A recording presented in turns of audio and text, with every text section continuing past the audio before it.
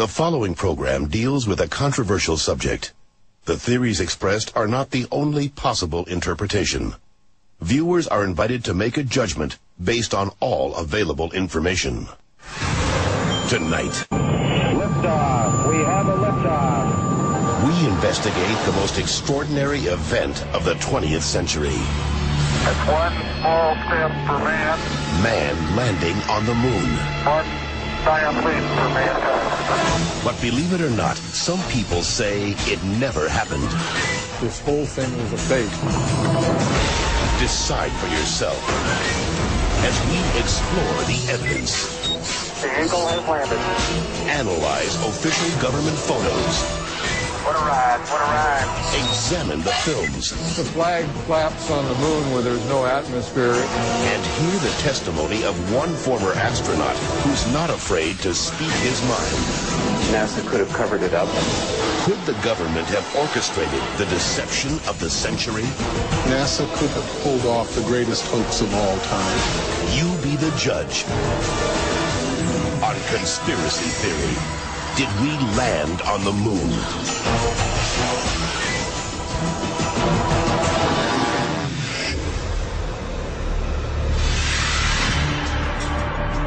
On July 16th, 1969, America held its breath. 10, 9, ignition sequence start. 6,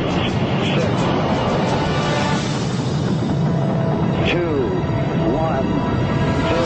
All engine running. Liftoff. We have a liftoff.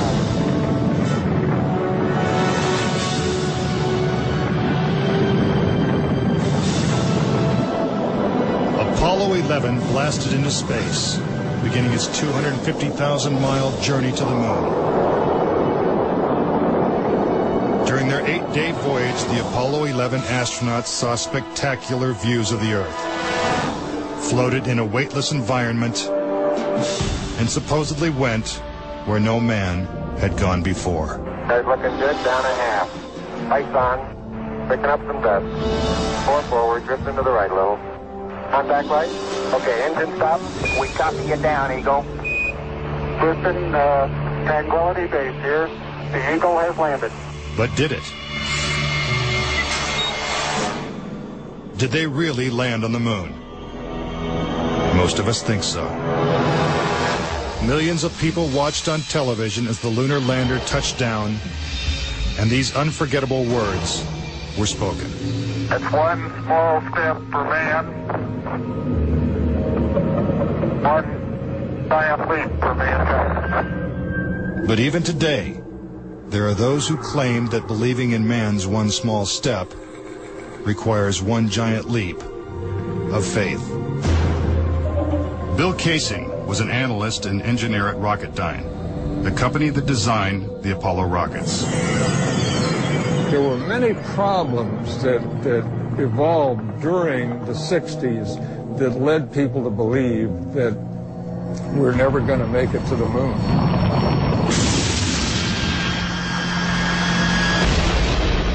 Three decades ago, when the world watched Apollo's lunar landings, Bill Casing was watching too.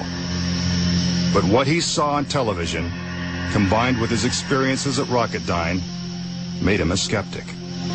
The whole thing then seemed phony to me. I think it was an intuitive feeling that what was being shown was not real.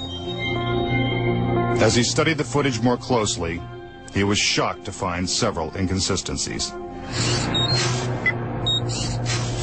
Casing observed that despite the clarity of deep space, the stars were missing from the black lunar sky. He saw the American flag waving, even though there is no air on the moon. And he discovered that there was no blast crater beneath the lunar lander, where its powerful rocket engine had fired. This evidence convinced Casing that we never sent a man to the moon. But NASA dismisses these charges. There are always going to be people who believe some outlandish theories, and the notion that we somehow were able to fake the lunar missions is pretty outlandish. As outlandish as it might seem, it has been estimated that as many as 20% of Americans believe we never went to the moon. But how could anyone think that one of the greatest moments in human history is a hoax? Is it really possible that NASA deceived the world? According to a former astronaut, it's entirely possible. Regarding the Apollo mission, I can't say 100% for sure whether these men walked on the moon.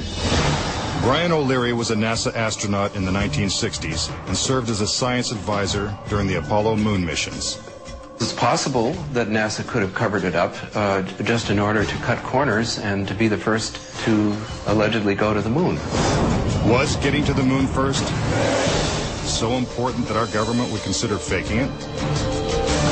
To find the answer, we have to go back 40 years, to a time when America and the Soviets were locked in a struggle for world domination. People assumed that the nation that won the space race would win the Cold War. We defined that as being first to the moon. It was a time of more or less national hysteria.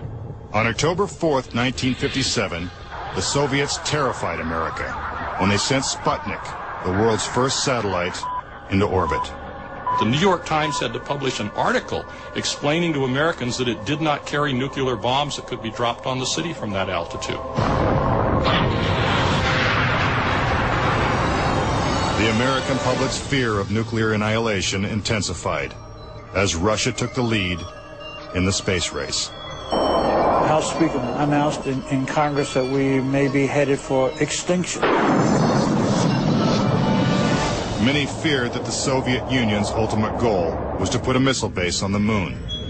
Meanwhile, America's space program was having difficulty even getting off the ground. The chances of getting to the moon and returning safely to Earth were something like 0.0017%.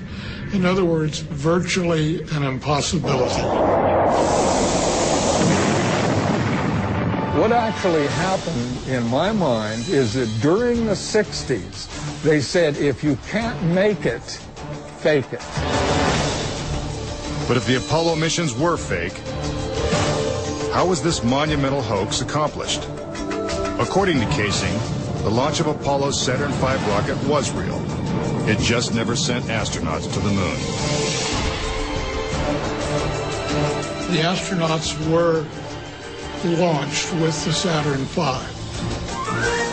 Then, in order to account for their disappearance, they simply orbited the Earth for 8 days. And in the interim, they showed these fake pictures of the astronauts on the moon. But on the 8th day, the command capsule separated from the vehicle and descended to Earth, as of course was shown in films.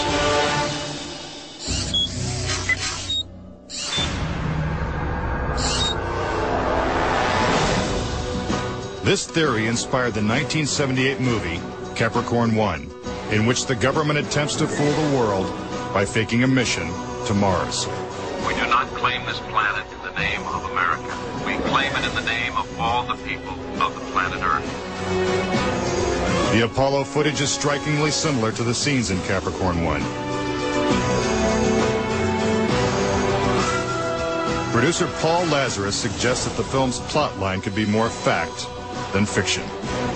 I believe, had they wanted to, that NASA could indeed have pulled off the greatest hoax of all time, never sent anyone to the moon, and recreated it in a television studio. And I believe it could have been done at that time. The technology was in place. The footing is solid. Surface seems powdery. Surface is fine and powdery. I can pick it up loosely with my toe. What we put up on the screen was our own simulated version of whatever we could do within a $4.8 million budget. But with NASA's $40 billion budget, Casing believes they had the resources to pull off a hoax if they couldn't make it to the moon. The reason I believe that NASA and the government faked the moon landing was basically it was technically impossible to do it. And they simply had to come up with some sort of alternative that they felt the public would believe. Casing theorizes that the lunar landings were actually filmed in Nevada's high desert, at the top secret military base known as Area 51. Area 51 is one of the most heavily guarded facilities in the United States. If you went in and tried to get some information, you could be shot and killed without any warning. Russian spy satellite photos of Area 51 reveal not only a series of hangars that resemble movie sound stages, but also barren moon-like areas which coincidentally are covered with craters. Compare this photo of a lunar crater allegedly taken from the moon's orbit by Apollo 10 with this satellite photo of a crater at Area 51. Even astronauts acknowledge the similarity of the terrain. It has a stark beauty all its own. It's like much of the high desert of the United States.